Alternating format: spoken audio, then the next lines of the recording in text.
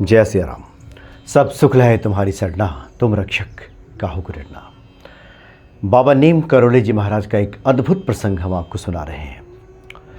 हम सभी जब तीर्थाटन पे जाते हैं, मंदिर में दर्शन करने के लिए किसी तीर्थ स्थल पे, तो वहाँ पंडे पुजारियों को देखकर, साधु महात्माओं को देखकर, उनके ठाट बाट को देखकर कई बार मन में इस तरह का ख्याल आता है कि मज़े तो इनके हैं, इनको तो बड़े आनंद हैं, लोग आ रहे हैं, इनको चढ़ावा चढ़ा रहे हैं, इनको दे रहे हैं, इससे बढ़िया क्या काम हो सकता है।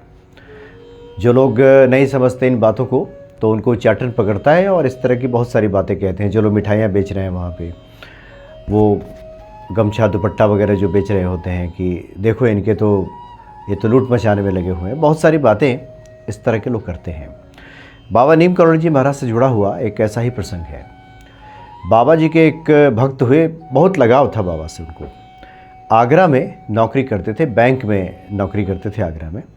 शनिवार को और रविवार को छुट्टी होती थी, तो प्रत्येक शनिवार को या जब भी कभी छुट्टी हो तो वो वृंदावन आ जाया करते थे। और जब भी उन्हें पता चलता था कि बाबा महाराज वृंदावन में हैं, तब तो निश्चित ही आते थे। बाबा के पास घंटों बैठते थे, सेवा करते थे, हनुमान जी का दर्शन करते थे, हनुमान चालीसा का पाठ करते थे, यानी पूरी तरह से भक्ति भाव में थे।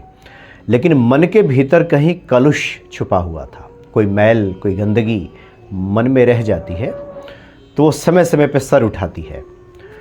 जहाँ कुछ इस तरह की बातें आई कि वो जो मन का मैल है वो अपना असर दिखाना शुरू कर देता है।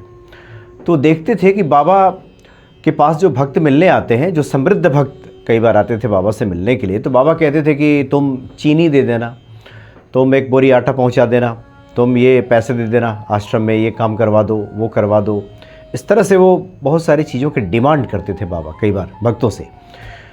तो इन्हें लगता था, जो भक्त आगरा से आते थे उन्हें लगता था कि ये तो स्वयं सिद्ध बाबा हैं, इनके आशीर्वाद से तो न जाने हजारों लाखों लोगों का भरण पोषण होता है, और ये क्यों मांगते रहते हैं। उनके मन में इस तरह की गंदगी ने अपना असर दिखाना शुरू किया।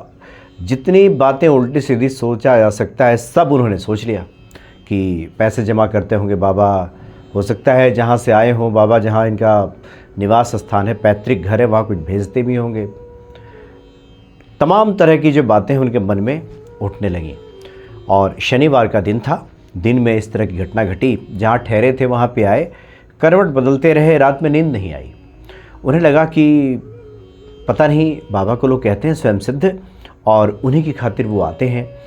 जिस संत की शरण में हैं उनके भीतर पता नहीं संतत्व है भी कि नहीं है।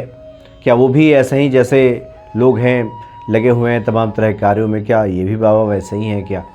दुनिया भर की बातें उनके दिमाग में चलती रहीं और करवट बदलते बदलते आधी रात से ज़्यादा निकल गई, सो गए। अगले दिन जब पहुँचे, वो रविवार के दिन जब पुनः वहाँ वृंदावन के आश्रम में पहुँचे वो, तो उन्होंने देखा कि कुछ लोग बाबा के पास आए हैं कुछ सामान लेकर के। कोई सेठ साहूकार थे और बाबा कह रहे हैं कि नहीं नहीं, इसकी हमें कोई ज़रूरत नहीं है, इसको ले जाओ ले जाओ, हम किसी का तिनका भी नहीं लेते, ले जाओ। तो उन्होंने देखा कि ये तो बड़ी विचित्र लीला है। कल तो जो लोग आए थे उनसे मांग रहे थे, आज जो लोग आए हैं उनका लौटा रहे हैं, कह रहे हैं कि नहीं नहीं हमें बिल्कुल नहीं चाहिए। उनकी द्विधा और बढ़ गई। और सबके मन की जानने वाले बाबा, जो अंतर्यामी बाबा हैं, इस बात को समझ गए।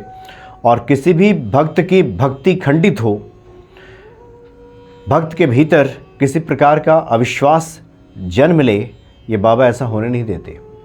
जो लोग हनुमान जी की भक्ति करते हैं, मनोकामना को लेकर परेशान रहते हैं, उन्हें लगता है कि ये नहीं होगा, अब हम नहीं पढ़ेंगे हनुमान चालीसा, अब हम छोड़ेंगे, या फिर ऐसी वैसी जब बातें आती हैं और तनिक भी बाबा पर उनका भरोसा होता है, तो ऐसी स्थिति वो आने ही नहीं देते। वो कुछ ना कुछ ऐसा रास्ता निकालते हैं कि भक्त की भक्ति खंडित नहीं होती। पूरे जीवन जब तक इस धरा पे रहे, और अभी भी सूक्ष्म रूप से बाबा लोगों को इसी काम के लिए प्रेरित करते हैं कि व्यक्ति राम नाम जपे, राम की शरण में रहे, हनुमान चालीसा करे। तो बाबा ऐसे कैसे हो सकता था कि भक्त की भक्ति को खंडित होने देते। तो उन्होंने बुलाया भक्त को और कहा कि सुनो, तुम्हारे मन में बहुत तरह की बातें आ रही हैं, लेकिन इतना सत्य जानो, हम किसी का तनिक भी नहीं लेते, तिनका तक नहीं लेते।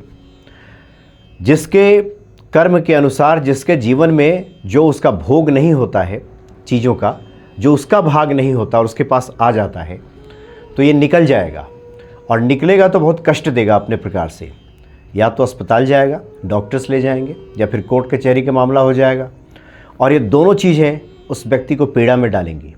अब डॉक्टर ऐसा ही तो पैसे लेंगे नहीं, पहले बीमार होना पड़ेगा, कष्ट सहना पड़ेगा, तब डॉक्टर साहब के पास जाना पड़ेगा, दवाइयाँ देंगे, फिर कष्ट, पैसा तो निकलेगा, लेकिन जब तक आप स्वस्थ नहीं होंगे तब तक ये कष्ट बना रहेगा। वही हाल है कोर्ट कचहरी का। मानसिक पीड़ा बहुत ज़्यादा होगी, खर्चा तो होगा। बहुत सारी ऐसी स्थितियाँ हैं जहाँ खर्च तो होगा ही होगा और उसके साथ में कष्ट भी मिलेगा। इसलिए बाबा कहते हैं कि जिसका जो भाग, जिसका जो भोग नहीं है, मैं उसी को निकालता हूँ, उसी को हटाता हूँ और उसी का कल्याण करता हूँ। बड़ा सूक्ष्म रहस्य है, यह सृष्टि का रहस्य है। आमतौर पे लोग इसको ऊपर ऊपर देखें तो नहीं समझ पाएंगे, लेकिन बहुत गहरे में देखें तो बिल्कुल ये तय बात है। प्रारब्ध की वजह से, पुराने कर्मों की वजह से जो चीज़ें आपको कष्ट में डालने वाली हैं, संत जो हैं उसी का हरण करते हैं, उसी को ले लेते हैं। इसलिए बताया जाता है कि संत अगर आपके दरवाजे पे आ जाएं और जूठन गिरा दें, या कोई भी व्यक्ति, कोई अतिथि आपके दरवाजे पे आता है, बहुत सारे लोग दरवाजे पे खड़े खड़े होकर बात कर लेते हैं, घर के भीतर नहीं बुलाते कि चाय पिलानी पड़ेगी।